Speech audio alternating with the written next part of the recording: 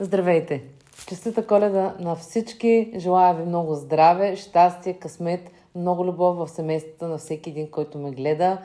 И добре дошли в канала на всички нови. Не знам откъде да започна, много се чудех коя тема да захвана.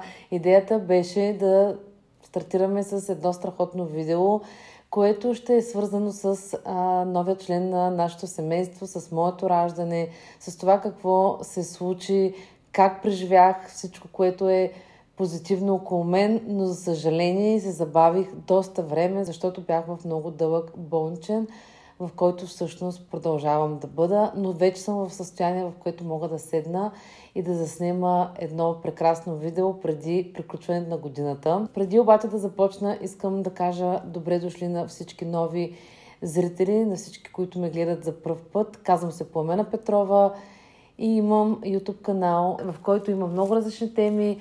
Може да го разгледате и да видите всъщност какво съм качвала до сега. Днес ще бъдем позитивни, ще си говорим за хубави неща, но ще ви въведа в всичко това около мен много накратко, а в следващите видеа ще се опитам да разкажа с малко повече подробности около това какво се случи всъщност, но точно в това видео основно ще наблегнем на раждането, на това какво хубаво момче си имам, как се случи раждането, къде родих, какви са били емоциите, как съм се справила, изобщо само позитивни неща. И няма, както казах, да задълбочаваме всичко останало, което се случи с мен, но мога малко само да ви така загатна, просто защото няма да ни стигне времето, а искам тази година специално в канала да приключим наистина с едно много позитивно видео. Може да се настаните удобно. Аз съм се направила един чай, който е от лецитин, градински чай. Защо пия такъв? Ще разберете по-нататък. Не, този чай го пия специално, защото в момента решавам поредния проблем около мен. Но, както казах, ще разберете всичко. Това, че съм в болничен и така не в много добра форма, успях да украся вкъщи, успях да създавам уют. Навсякъде има свещи, коледно е настроението. Все пак децата трябва да ни остават на заден план, въпреки това как ние се чувстваме. Настанете се удобно, направете си вие чай, ако ви се пие чай, ако не кафе, и нека да стартираме с това видео. Всичко започна вечерта на 6 ноември, когато с Васил и с Грета си легнахме да спим. Може би около 12 часа или около 1 часа започнаха при мен леки контракции, които бяха абсолютно подготвителни, контракции, които имах и още от 5 месец, но малко по-болезнени, като болката се усещаше силно в таза. Не можах много да си намеря място и затова от спалнята слязах на първия етаж, защото болките не можеха да ме оставят да спя и не исках да събуждам Грета и Васил. Легнах се на дивана и по никакъв начин не предполагах, че раждането започва. Просто мислех, че съответно имам болки, които са нормални и съответно това смятах, че е съвсем нормално и не съм предполагала, че така ще стартира раждането, тъй като с дъщеря ми раждането започна с контракции и след 3 часа бях родила. Вечерта мина, аз почти не успях да спя и съответно дойде сутринта. На 7 имах уговорен преди това още час при моя акушер-гинеколог да ме прегледа, да чуем тоновете на бебето и така да си отида вкъщи. Отидах на тонове и съответно той ме провери за разкритие и ми каза, че имам 3 см разкритие и да се прибера вкъщи, че ще се видим и че ще се чуем вече другата седмица. Даже каза, ще се видим другата седмица и аз се засмях и му казах, ще се видим до вечера. Така се разделихме с него. След това аз продължих да имам контракции, доста болезни, но съответно това, което направих е да отида да обядвам в един ресторант с баща ми и с негова компания. През цялото време на обяда аз нямах абсолютно никакъв апетит. Съответно, почти нищо не си поръчах, може би само една салата. Контракциите по време на обяда продължаваха, засилваха се, но моят акушер-гинеколог все пак ми каза, че ще се видим другата седмица, така че просто си стоях с тези контракции и много не им обръщах внимание. Качих се на колата и реших да отида да взема Грета от баба и тъй като тя беше на гости. Васил ми предложи той да отида да вземе Грета, но аз казах не, аз също ще дойда, защото все пак съм с разкритие, имам доста контракции, нека да повървя малко повече. Стигнахме пред блока, той тръгна да вика асансьора и аз му казах не, няма да се качваме по асансьора, давай да се качваме пеша, те са на 5-ти етаж и той ми вика, добре, ама ти с разкритие, нали, къде ще се качваш пеша? И аз му викам, добре, ама ти, нали, не искаш да израждаш бебе в асансьора, ако случайно заседне. Все пак аз мисля за всичко. Сградата е много стара, асансьора е от 100 години, по принцип му нямам доверие и не го харесвам. Бремена с контракции с 3 см по никакъв начин няма как да се кача. И така от първия етаж до 5-ти етаж се качих пеша. Това бяха и решаващите явно стълби, които направиха моето разкритие от 3 на 5 см. Горе в апартамента бях седнала при свекърва ми и свекъра ми дойде и пита, бе, няма ли да раждаш? Аз обаче не исках да казвам нищо пред Грета и само го погледнах и му казах след малко. И се засмях. И той също се засмя, всъщност всички се засмяха. Като никой не предполагаше, че аз всъщност съм с наистина много силни контракции, тъй като просто на мен не ми лечеше, аз по никакъв начин не исках да го показвам пред останалите. Вече на вратата аз приритвах. Така малко им давах зор. Нали знаете, децата докато се обуят, докато се облекат, аз хайде малко по-бързо. Васко да отиде да свърши нещо пак там с майка си. Аз го поглеждам, казвам хайде, давай да тръгваме. Усещах, че нещата просто отиват към раждане. Докато Васил така не можа много да ме разбере, но тръгнахме в крайна сметка. Чух се с моя баща и той ми каза, аз съм сигурен, че тази вечер ще родиш. Аз те видях, познавам те, видях те в ресторанта, видях ти лицето и физиономията. Ти можеш да ни казваш, обаче съм сигурен, че тази вечер ще се ражда. Това се случва около 8 вечерта. Точно бяхме се прибрали от свекърва ми, от свекъра ми.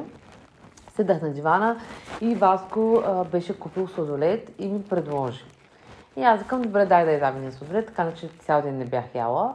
И в момента, в който отварям опаковката на сладоледа, захапвам една хапка, ме срязва жестока контракция, хвърлих сладоледа, даже после вече в болницата се опитах да се сетя къде точно съм оставила сладоледа, но не може да се сетя. Хвърлих опаковката и му казах, раждането започва. Трябва да тръгваме.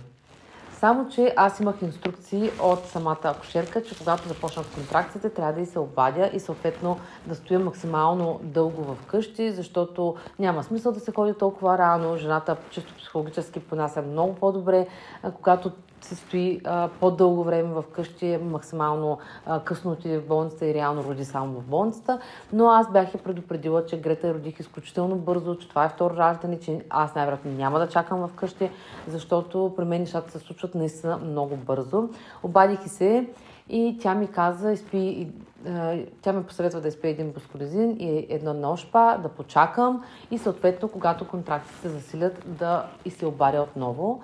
Аз обаче, качвайки се по стълбите да взема бускорезина и ношпато, ми падна тапата по стълбите и съответно контракциите започнаха рязко. Буквално 2 минути след първата контракция на дивана ме метнаха контракциите на 2 минути, на 3 минути, на 2 минути, на 1 минута и съответно докато стигна горе до спалнята и си взема душ, раждането буквално започна в банята. Обадих и се и казах, аз тръгвам за болница, защото започвам да раждам. И тя каза, добре, нали, аз съм така иначе тук нощна, няма нужда да идваш да ме взимаш. Трябваше баща ми да ме заведе, така че звъннахме на баща ми и той буквално беше на ресторант, дойде за 2 минути и той пред къщи. Аз обаче, тъй като вече имах съвет от акушерката да стоя максимално в къщи, му казах, стой навън, през вратата, чакай, аз ще се опитам да постоя малко в къщи и ако видя, че нещата наистина са фалшиви, ще поизчакаш малко, деца вика 1 час да чакаш, ако искаш влезе в къщи, няма проблем, деца вика да ни Бъркаме работа на лекарите, да отидем там, вече готови. Да, обаче докато го кажа, поредната контракция, много силна и съответно като жена, която се е раждала 2 пъти, осъзнах, че аз буквално раждам и трябва веднага да стигна до болницата. Затова грабнахме багажите и се качихме в колата. В момента, в който Васил качваше куфарите в колата на баща ми, аз в гаража вече усещах, че нещата са много сериозни и наистина изпитах страх, ще стигна ли до болницата, защото нещата виждах, че отиват буквално към раждане. В колата не можех вече да говоря на контракциите, бяха абсолютно регулярни, много често, на 2, на 3 минути и татко само ме питаше на къде да карам, къде е родилното и аз му казвам, карай напред, като се отвори бариерата, само напред. От емоцията, къде напред? И аз казвам напред, там където се роди брат ми. Нали, това е преди 18 години, може да си представите, баща ми не помни къде се е раждал брат ми. И той ми каза, да, ама къде напред? И аз между контракциите му казвам, карай напред, ще видиш на табела и смъквам. И той ма къде? И аз мълча. И той къде? И аз продължавам да мълча. Само така го хванах за кръка. Правя така, стой, чакай. В 9 часа влязахме в родилното. Той ме остави. Аз му казах чао, тръгвай си, ще се обадя като се роди бебето. В 9 влязах и подробно ще ви разкажа. Разбира се, не съм снимала раждането, защото това е твърде личен момент за мен. Той си остава в моето сърце, в моите спомени, уютно, топло, без така много хора да го виждат. Тук ще отворя една голяма скоба, за да кажа, че разликата между раждането в частна болница в София и раждането в Добрич е много голяма. Много голяма, като печели болницата в Добрич. Ще направя видео за това, като сравнявам двете болници, но тук положението е съвсем различно, много по-уютно, много по-приятно. Раждаш буквално в една супер уютна и тясна обстановка. В стаята имаше 3 легла, нямаше абсолютно никой. Беше навън тъмно, валеше дъжд. Много уютно, с една приглушена светлина, много чисто, много топло и единствено само акушерката беше там, посрещнаме, влязахме. Съответно акушер-гинеколог, който беше на смяна, живее над нас. Тоест, той не е приятел. Той не беше в стаята, защото аз съответно не раждам при него. Той си излезе човека, даже той ме посрещна как си, айде започва ли раждането и излезе. Така че ние в стаята бяхме само аз и тя. И беше изключително спокойно. Аз имах чувството, че раждам в къщи. Тя ми взе багажа и ми каза, хайде Пламен сега, дай да облечем пижамата, да сложим чехлички. Сложихме куфарите на една страна, аз между контракциите, аз се облякох и съответно зачакахме доктора. Малко по-късно, може би 20 минути по-късно, на звънец се звънна и дойде той, облечен цивилно, влезе. Аз, когато видях лицето му, се почувствах толкова щастлива, толкова спокойна и съответно всичко беше за мен едно наистина невероятно преживяване. Нямах търпение съответно да преживея това заедно с тях и те да бъдат до мен. Казвам ви, в душата си, в сърцето си имах чувство, че съм в стаята с баща си и с майка си. Ето това е разликата като усещане от едната болница и другата болница. Съответно тук просто хората сме... Съответно тук хората, може би, тук ще видях, че микрофона малко е паднал, може да има до сега проблем с звука, но се надявам тук нататък да няма. Усещането наистина просто много приятно, защото ние в нашия град, просто ние сме много близки тук, всички се познаваме, всичко е много лично и го няма този елемент на частното, на плащането. Тук наистина повече елемента на емоцията преобладава, отколкото другото и се усети в този момент. Съответно той дойде и каза, хайде Пламен, да видим на колко сантиметра си. Когато ме провери, бях на 6 см или на 5, мисля, че на 5 см бях. на 5 см бях, контракциите бяха силни, но бяха поносими и съответно акушерката ме попита, ще правим ли клизма. И аз казах, давай да правим, защото това е по-хигиенично, по-правилно за мен. И така запътихме се към място, където се прави клизма и най-ужасният момент за мен, в който реално първият път с Грета това ми остана в съзнанието, тоалетната и съответно и сега знаех, че отивам там. Защо неприятен момент за мен? Не заради клизмата, а заради това, че оставате сами в тоалетната. За всички, които слушат този разговор, за всички бъдещи майки.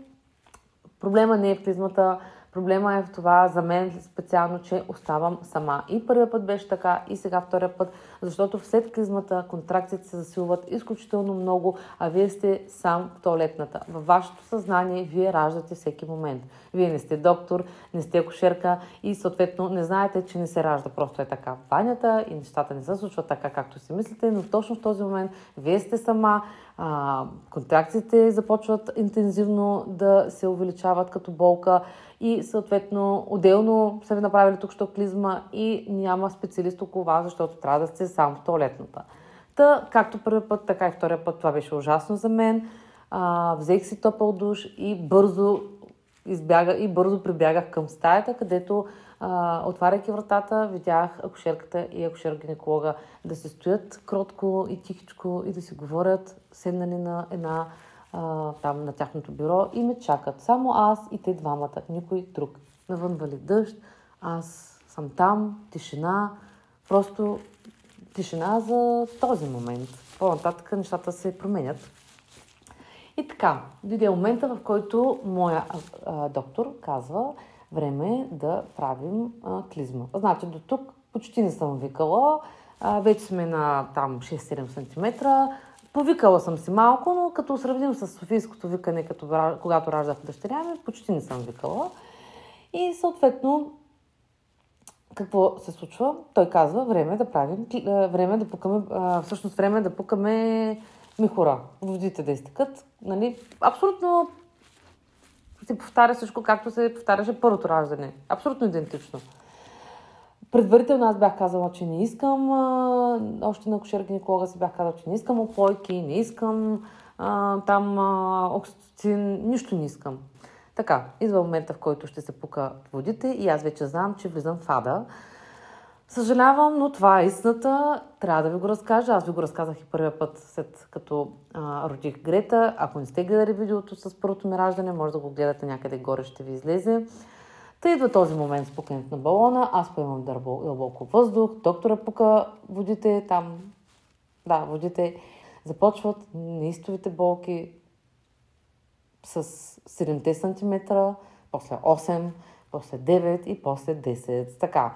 До тук всичко се повтаря като първото раждане. Болките започнаха много силно, много интензивно, но този път аз раждах осъзнато. Ако първия път бях в шок и крещях постоянно и не знаех къде се намирам, този път аз успях за тези 9 месеца да се подготвя и да отида да раждам абсолютно осъзнато, с идеята да бъда осъзната, да правя това, което мога да направя, вместо да изпадам в шок, да дишам възможно най-много колкото мога и да дам всичко от себе си, за да бъда в самото раждане, тъй като с раждането на Грета, аз не бях в раждането, то ме обладало цялото и аз не можах изобщо да разбера какво се случи, просто бях в някакъв ад, в някакъв ужас. Дори не виждах, само чувах и усещах миризми, докато тук бях потопена изцяло в обстановката. Виждах всяко едно нещо, чувах всяко едно нещо, виждах образите на специалистите, които бяха с мен, говорех с тях и буквално между контракциите аз бях спокойна, затварях очи и дишах. Тоест, аз бях в раждането. Изключително съм горда, че успях да го направя и заради това са виновни и самите хора, които бяха с мен, но разликата между едното и другото беше наистина много, много голяма. Съответно, започнаха силните контракции и аз започнах отново да викам по същия начин, както виках и първия път. Това явно за мен е начинът, по който аз мога да изкарам болката. Бяхме в предродилна зала на легло. Там си на легло, легнал на нормално легло. Акушерката стои до мене, държи ми ръката, акушер-гинеколога седнал на леглото и гледа между краката ми.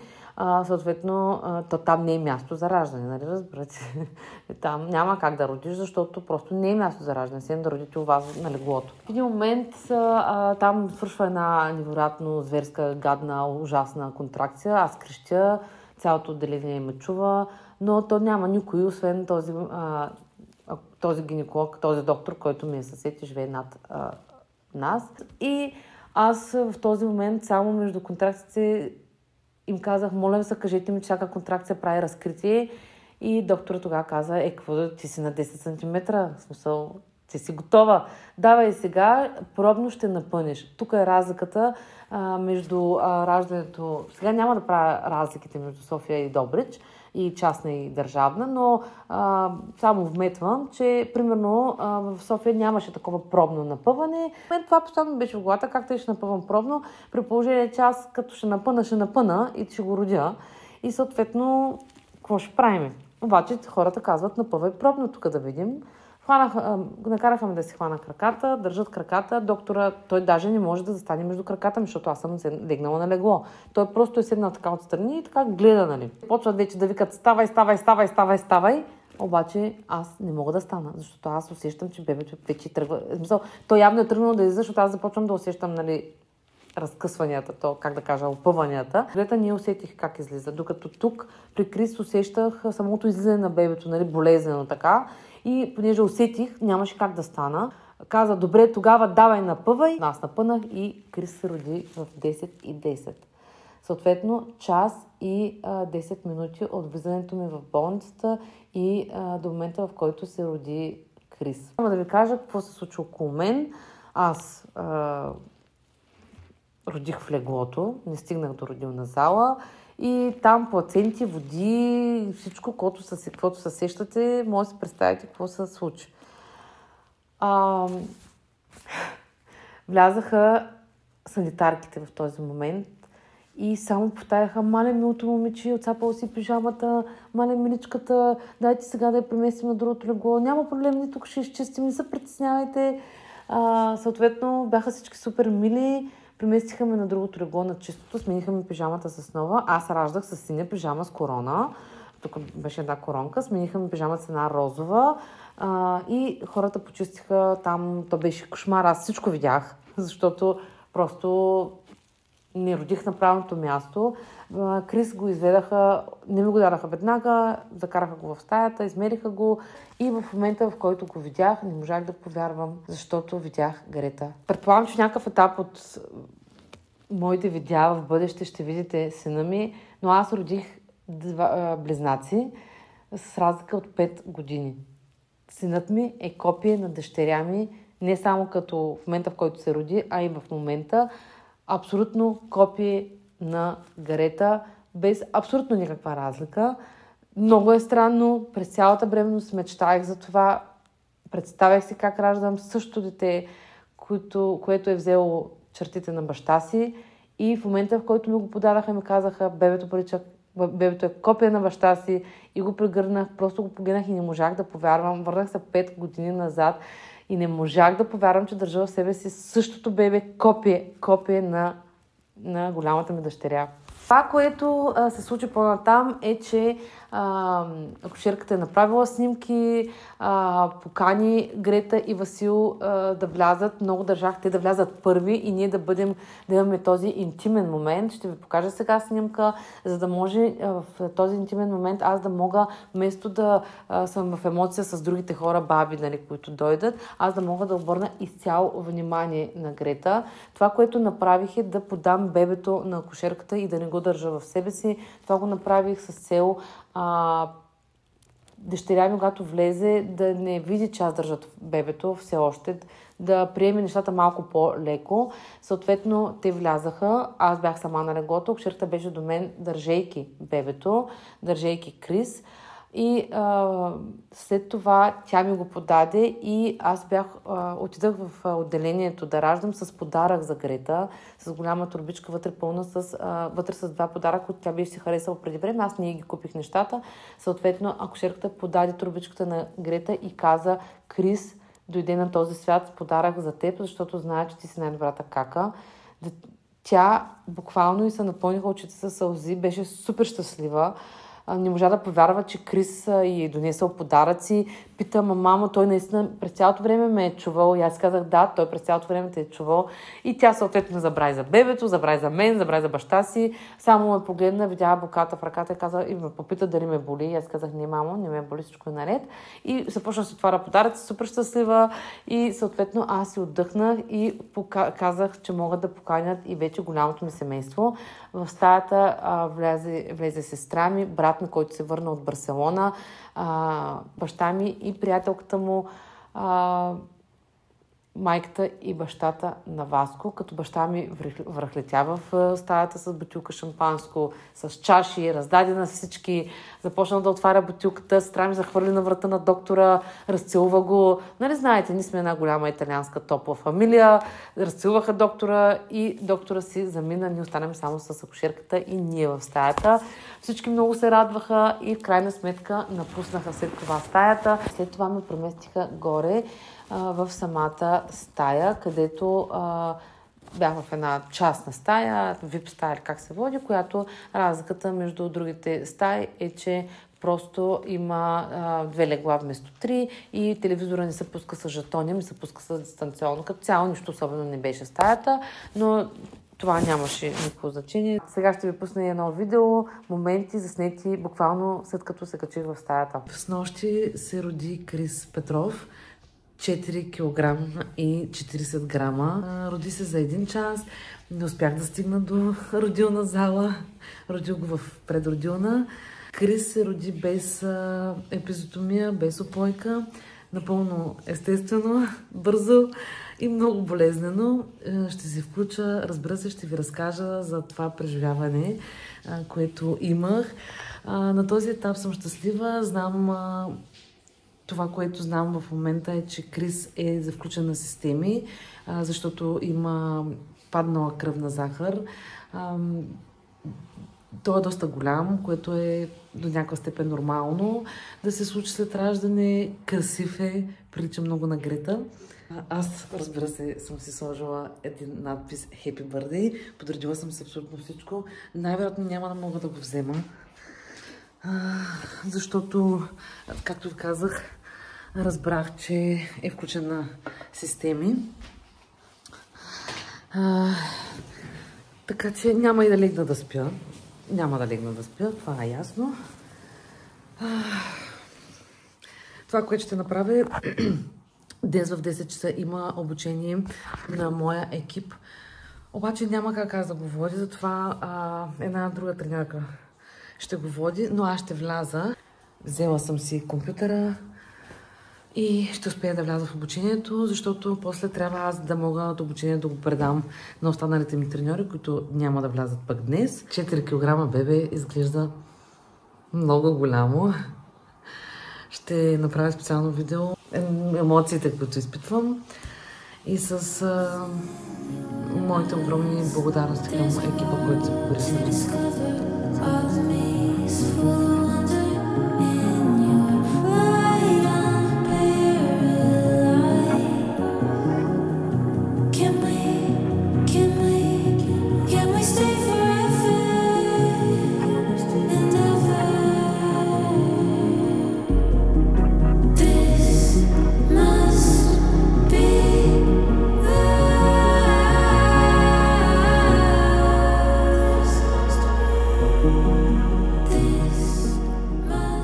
До 11 ноември, понеделник е, и днес ни изписват. Извинявам се за качеството на видеото, но такива са условията в момента в болницата. Ето ме и мен. Вижте как изглеждам няколко дни след като съм родила. Ще не си личи, че съм раждала. Не знам дали виждате. Но така бях и с първата бременност. Сега отново виждам, че е така.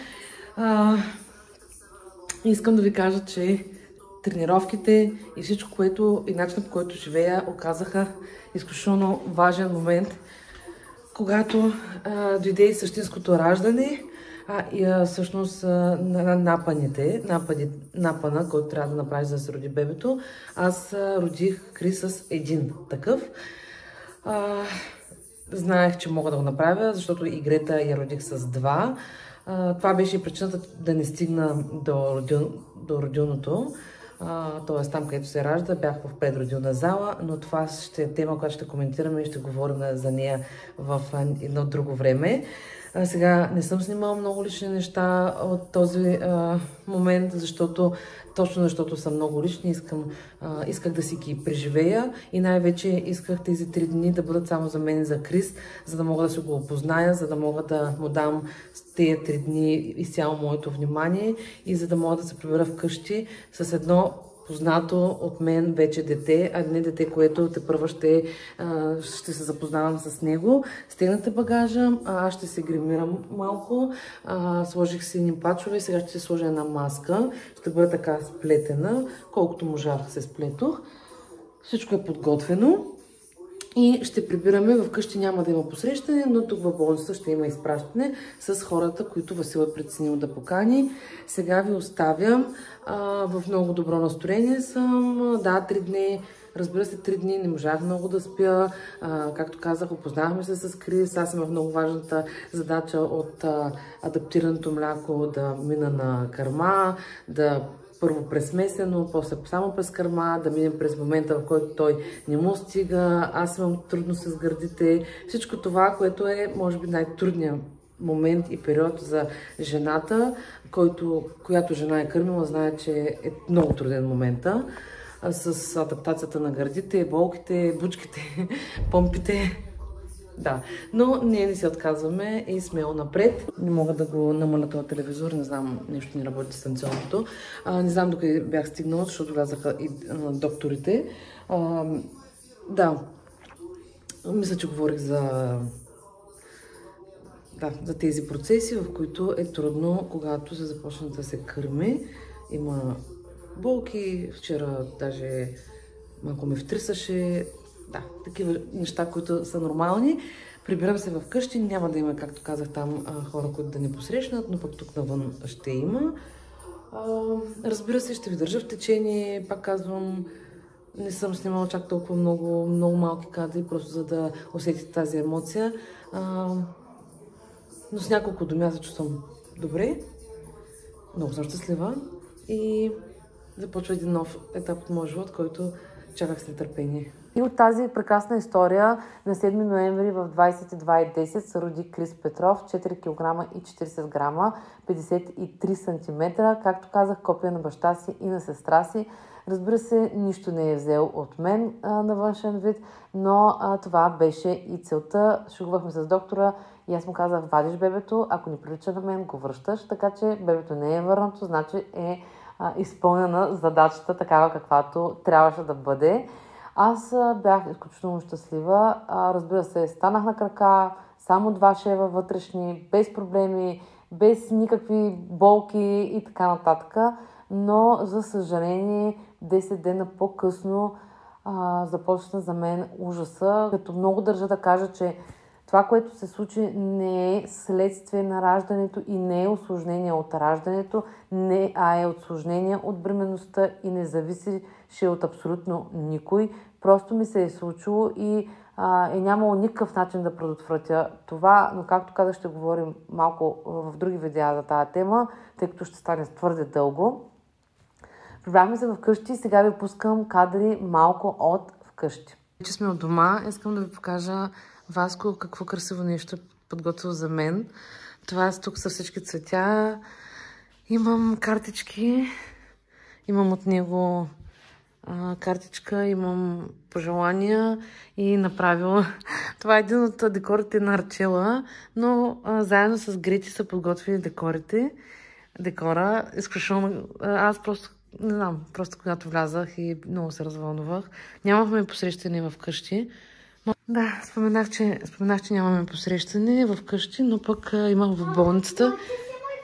И сега, и беше много приятно с най-любимите ми хора, най-любимите ми приятели. И много развълнувано, особено когато се прибереше вкъщи, те чака още едно дете. Да. Това е букета от Васил, много е красив. Сега ще го сложа и него, изобщо всичко ще оправя. И съм щастлива, че този декор е много красив. Вижте как са направили мечетата. Между тези мечета са на една моя приятелка. Още не сме ги върнали. И този. Не знам, що са сложили тях. Имаме и 0 годинки. Няма нищо. И тук беше перфектно подредено, но в момента е от болницата Лудница. И тук има 2 съкровища, които няма да ви показвам. Защото са си мои само. Ето едни кръченца. Сладки кръченца. Те са на бебито. Имаме беби вече. Да. Дай да го покажем го. Да ето бебчо, той се казва Калис Потов. Да, и Грета Петрова. Успяхме да разпределим с Грети цветята. Вижте колко са красиви.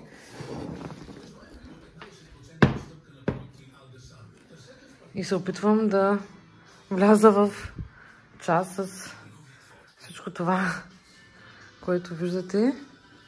Ето. Куфарите. Вижте. Да, само да покажа тази Грити я направи аранжировката. Дай покажи другата, мамо. Чакай. Тази е другата. Тази също е много красива. Това не е. Тук в златната кана. Чакайте. Така.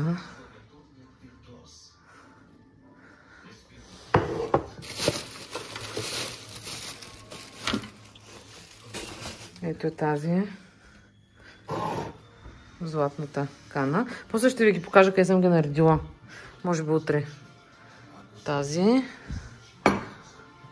Розите са на отделно място са розите от Васил. И това е. Сега питката от... Имаме питка от баба. Тиквеник. Памперси. Там едно бебе. Такава беше емоцията. Аз бях наистина много щастлива и започнах да снимам още на следващия ден влог за вас, за да може да ви вкарам максимално бързо в моето ежедневие, тъй като аз се чувствах прекрасно и всичко за мен беше наред. Ето и няколко кадри от началото на седмичния влог, който така и не успях да завърша. Ден след като вече се прибрахме, всичко вкъщи е подредено. Искам да ви покажа, тъй като Грета никога не спи вкъщи на обяд. Идиля. Аз си оправих. Тук остава да приберем балоните. Ето го и страхотния декор на Арчела, който Васил приготви за нас вчера и с Грети двамата. Сложили мечета, аз ви го показах. Розите на Васил, както ви показах, на различно място. Тук тази кана с още розички. Ето тук направих аранжировка от 2 цветя. По този начин не съм ви показвала новия декор, защото още не е завършен. Другата седмица ще го довършим. Това не трябва да е там. Ето и тук имаме една аранжировка. Това са на Грети нещата, с които тя се играе всеки ден. Васил в офиса работи. Ето е едната кошара, която е тук долу, с повивалник. Няма да влизам в подробности, поне не за сега. Нормални неща, които ползва всяка една жена. Не искам чак толкова да акцентирам, може би само върху това на този етап. Ще направя отделно видео, което беше с мен в болницата и е с мен и тук. Изключително полезно за поставяне на бебето на една страна да спи, за да може да не се обръща. Но ще направя видео да ви покажа на майките, които им е интересно просто, които те първо им предстои, да могат да се ориентират, защото това наистина е много окей за болницата. Наистина е много добре. Тук съм сложила някакви неща. Горе в момента съм пуснала пералната. От подаръците съм прибрала нещата за пране и горе да се приберат. Тук имам един кош за памперси. Горе също е подредено, също има кошара, също има всичко нужно, за да може, когато съм на първия етаж, да обслужвам първия етаж с нещата, от които Крис има нужда, втория етаж, съответно, по същия начин. Много е спокойна обстановката вкъщи, защото всичко е наред. това, че отделих време за Крис в болницата, ми даде възможност да се прибера с готови гърди. Гърди за кърмене, без буци, без проблеми. Гърди, с които да мога да се справя вкъщи, защото 3 дена адаптацията е трудна, но и за това ще се говорим. 3 дена отделих в болницата, за да мога да обърна внимание на бебето, да го опозная, да повръщаше, имаше време за адаптация, ще ви разкажа. И ето, че се прибрах с долу-горе ясно да представя какво представлява бебето, какво иска, кога се храни, как се храни, от какво има нужда, усещат се нещата, така че спокойствие пълно. Днеска сме станали в 11, както мисля, че вече ви казах, малко и забравям на този етап. Включвам се и ви казвам, че влоговете ще продължат, поне доколкото е възможно. И не съм ви показвала новия диван, но и това е тема за друг разговор. Дойде точно на време, когато се увеличихме вкъщи. И ето смисъла на всичко са тези две невероятни същества. Здравейте от втория ден, в който сме си вкъщи. Часът е много късно. 11:30. Станахме преди час някъде. С Грета и с Крис. Той сега спи. Аз поправям. Пуснах пералня. Подредих си малко дрехите. Оказа се тези дрехи, които му купих, че не му стават вече. То беше ясно, че така ще стане. Ще направя сега закуска на Грети, защото аз пих един шейк. Тя пи от моя шейк малко. Но нея трябва да направя и закуска. Както виждате, сега ще ви покажа. Декора още не е прибран, но ще го приберем днес. Сигурно ще успеем да го приберем. С нощи снимахме и сме оставили техниката тук, защото не остана време да я приберем. И тук съм поръчала още декори. Не сме говорили за новата стена, както ви казах, но ще обсъждаме тепърва. Ще си пусна сега нещо да си гледам. Бебето е там, миричкото ми бебенци е там. И там си спи. Сега Грети трябва да започне в понеделник да ходя на детска. Има варицела обаче в групата. Грета е вакцинирана с 1 доза. Затова ние ще говоря с педиатър дали мога да я пусна.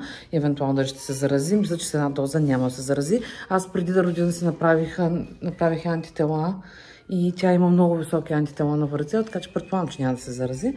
Но трябва да го обсъдя с лекаря. Какво търсите? Да, виждате пигментацията колко е засилена, но след като спра да кърмя ще започна да я лекувам. Но тази бременност мина много по-успешно към пигментация от предната бременност. Ще снимам от време на време първите дни, за да мога да ви държа в течение. Това, което мога да кажа, че разбира се, сега се наместват нещата с бебето, нали, с голямото дете, спане, къпане, такива неща, но всичко по реда си. Истината е, че аз съм много спокойна и съответно се надявам това да рефлектира и върху бебето, и върху семейната среда. Смятам, че е важно. Виждам, че чакайте, така се дръпна да не виждате мръсните чини. Сега ще пусна съдомялната. Ще отида днес да поръчам едни много приятни такива големи кошници за доктора, за акушерката. Искам да направя така жест от моя страна. И така, с това като цяло премина. Вчера си бяхме цял ден вкъщи. С Грети рисувахме. Аз я обръщам много внимание сега, защото не искам да чувствам моята липса, пък и на мен тя много ми липсва.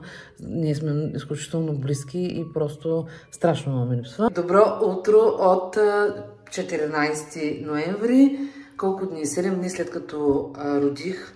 Успях да сложа вече колана. Ето така изглежда на най-голямата дупка, на най-широкото. Предполагам, че до 10 дена ще успея да прибера самия колан до края.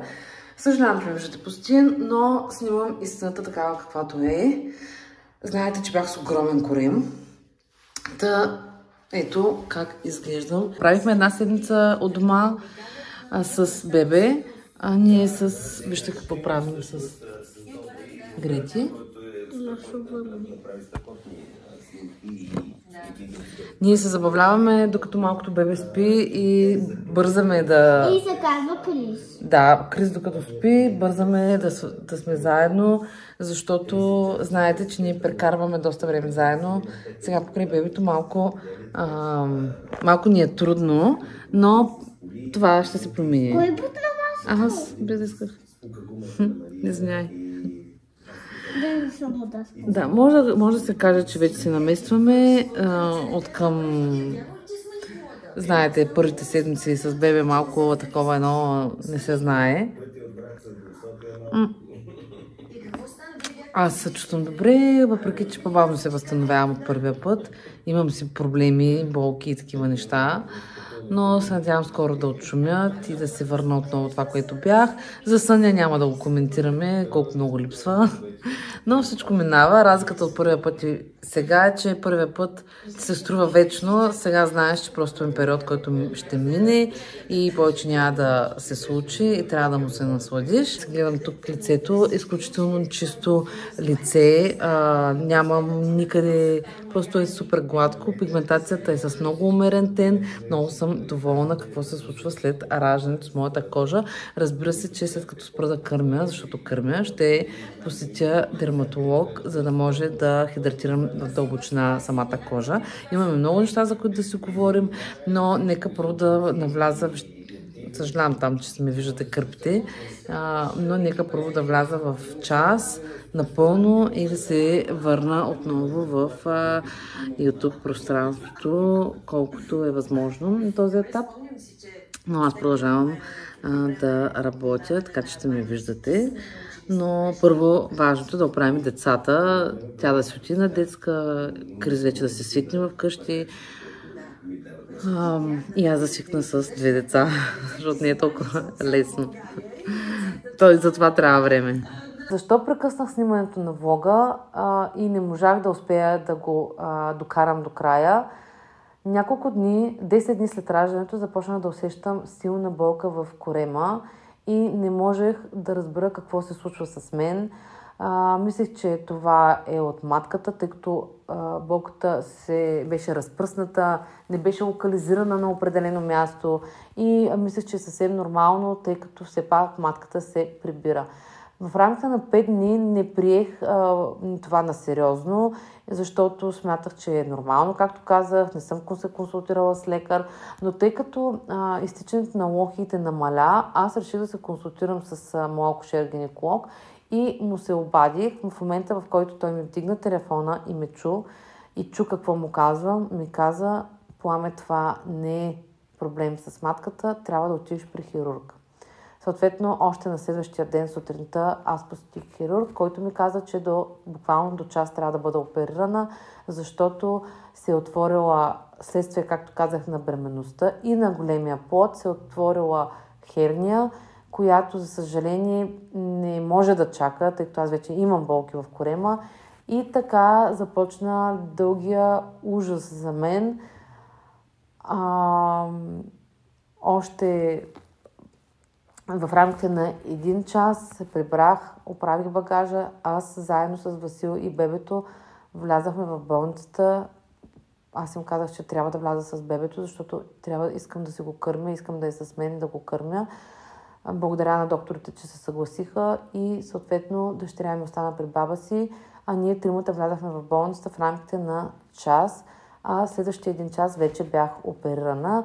Какво се случи по-натам, как преживях операцията, какво стана и след нея, какви други проблеми дойдоха, ще разкажа вече в следващото видео, ще бъде скоро, но наистина няма да е в това, тъй като много дълго ще стане.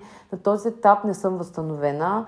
Възстановявам се, но не съм възстановена и истината е, че няма за къде повече да чакам за видеята. Много исках да снимам, много исках да ви видя, въпреки и виртуално исках да кача видео, защото много ми липсва моята работа и защото знам, че това е начинът да изляза от всичко това, което се случи.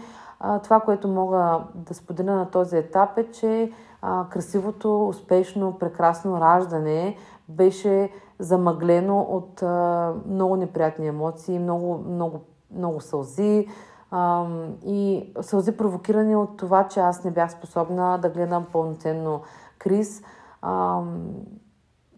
Като майка, каквато съм, това по някакъв начин ме нарани, накараме да се чувствам зле, изкараме от кожата ми, изкараме от това, което съм аз като всъщност, защото дълго време бях на легло и до ден днешен не мога да вдигам Крис, не мога да го обслужвам достатъчно добре.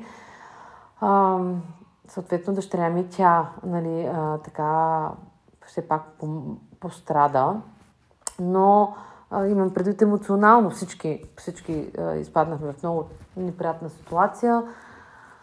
Всичко тръгна назад и тази хубава емоция по-скоро не можах да и се насладя, защото бързо беше заменена с неприятна. На този етап съм жива и здрава.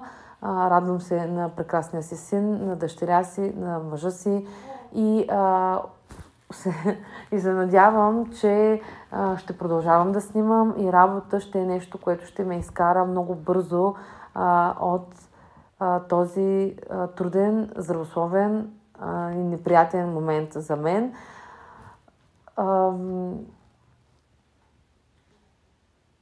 Предполагам, че не съм единствената, при която, когато се случи нещо лошо, то не идва само. Но пък след всеки лош период идват и добри. И аз вярвам в това и не съм спирала да вярвам в това. Минах през целият този период, смятам, доста така силна, но имах подкрепата на Васил, който изцяло пое грижите за Крис, съответно за неговото гледане, за това той да ми го подава, да кърмя, да го взима, да става, да сляга, изобщо всичко.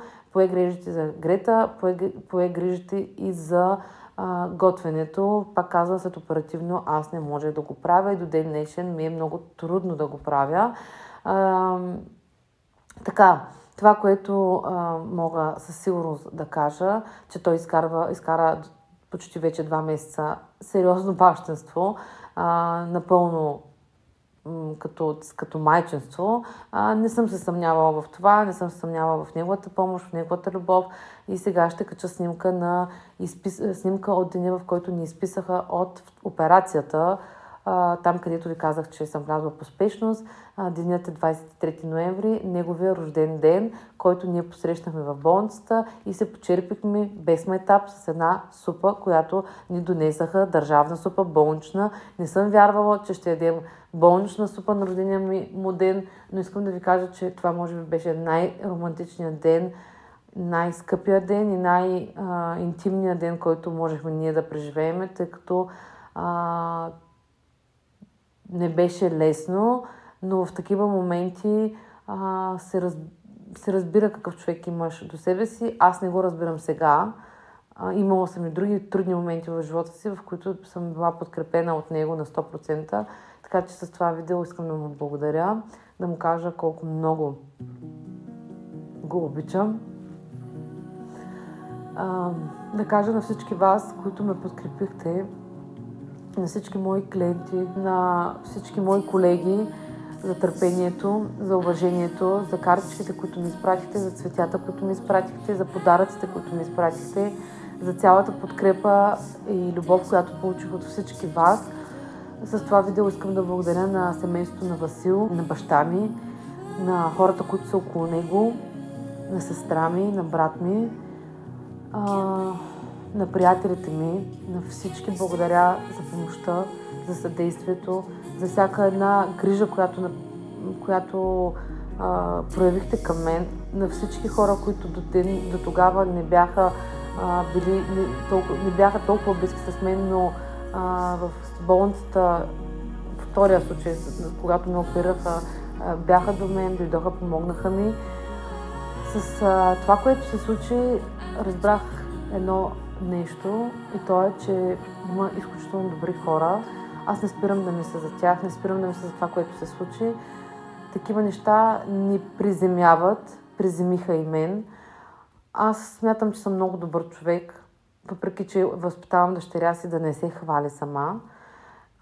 Но смятам, че имам добра душа и смея да го кажа, защото тя ми е дадена от баща ми и от начина, по който съм отгледана и начина, по който съм израснала в една Въпреки трудна среда с много любов от страна на баща ми.